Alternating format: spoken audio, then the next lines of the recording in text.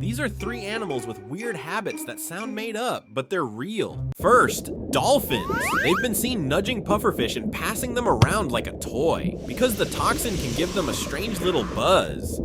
Not a bite, just careful taps. Second, the spider that keeps a frog as a roommate. Some tarantulas let tiny frogs live in their burrows. The frog eats ants and pests that would destroy the spider's eggs. And the spider doesn't eat the frog. A terrifyingly cute deal. And third, wood frogs can literally freeze. Their bodies partially turn to ice. Their heart can stop. And when spring arrives, they thaw out and hop away like nothing happened.